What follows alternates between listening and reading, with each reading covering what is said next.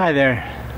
I wanted to talk to you today about the conflict between head and heart. A lot of times we feel that way in our lives.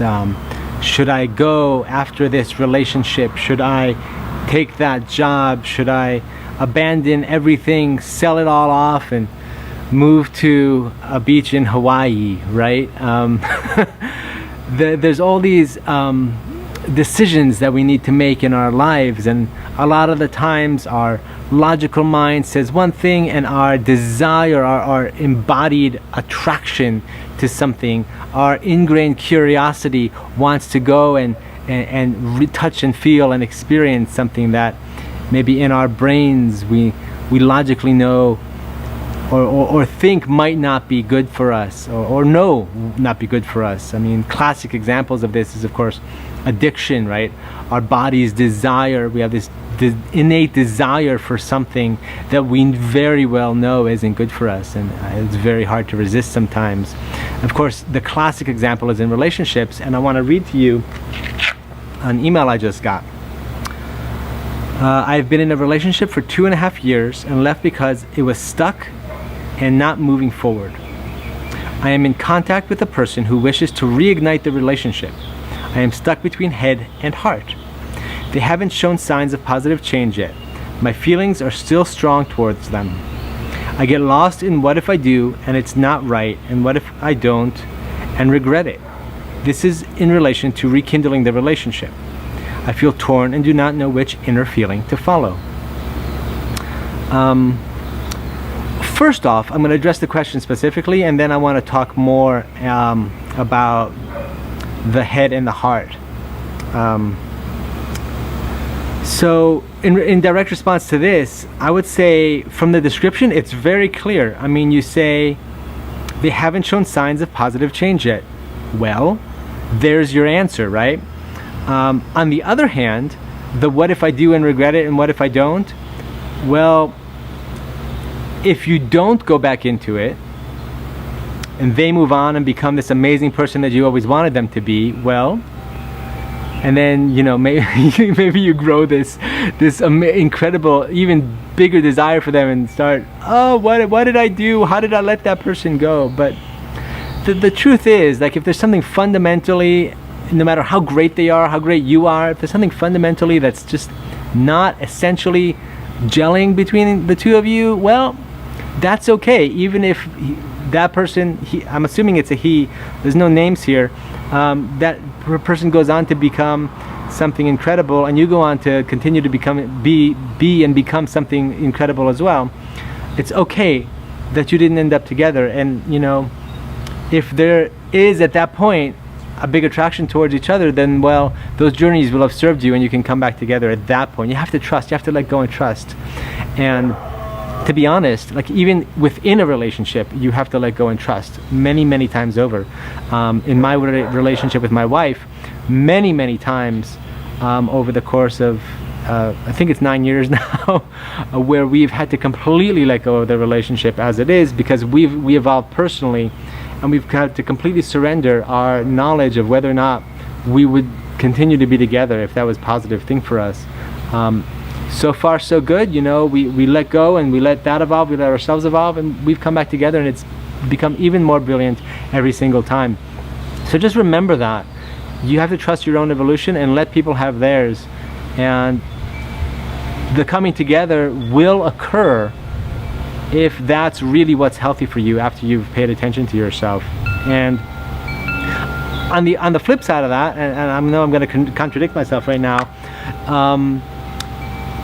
if there's any doubt in your mind, go back, spend a couple of months, be very clear. Hey, listen, let's do a trial 2 months, a trial 3 months. Let's have very specific, very clear parameters to what that means.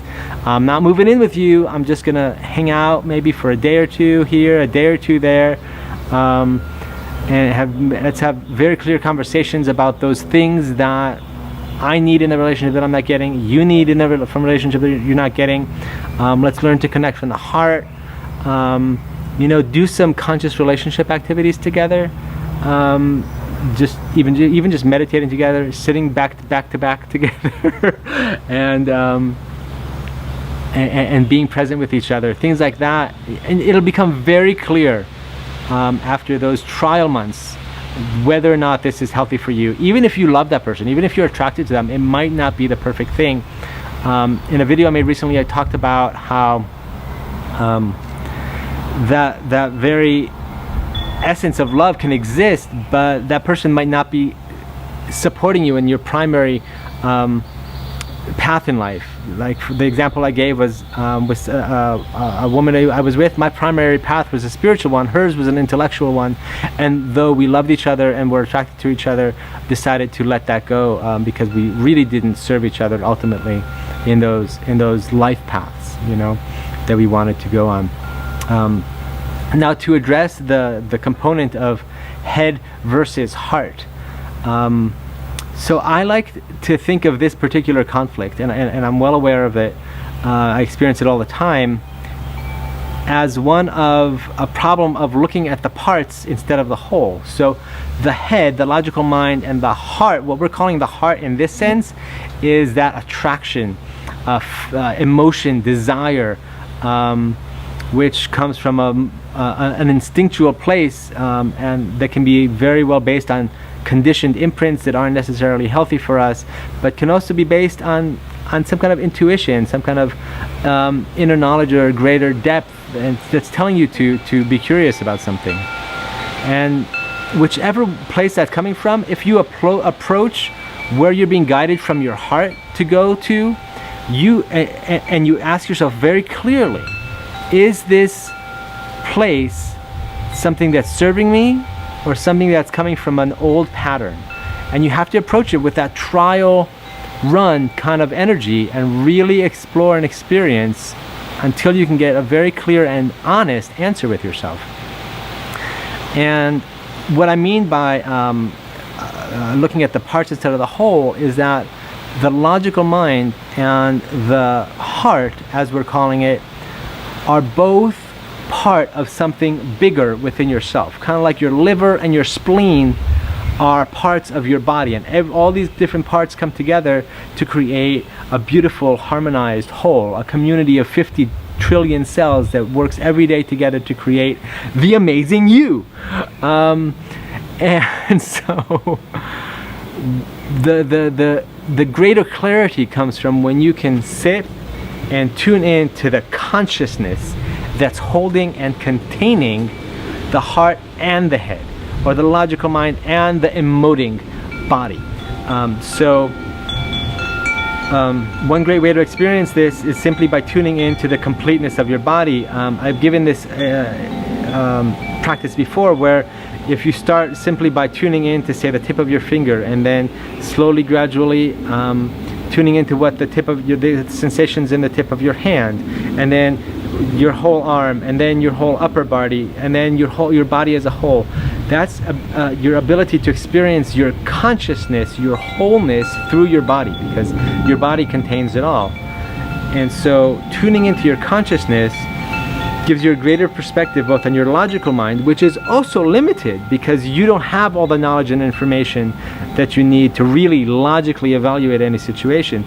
So both your head and your heart are incomplete sources, but bring them together in the whole, in the awareness of consciousness, then you will have a much more intuitive and complete and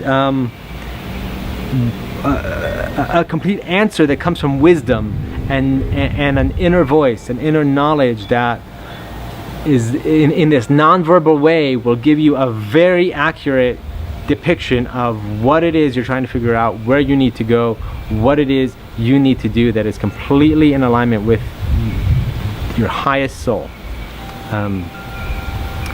Okay, thank you. I hope that helps and answers that question. And as always, I love to hear your comments, your experiences, your concerns, your additional questions. I love to have this dialogue. It means the world to me. Thank you. My name is Jonathan, co-creator of Heaven in My Body, and I'll see you soon. Thank you.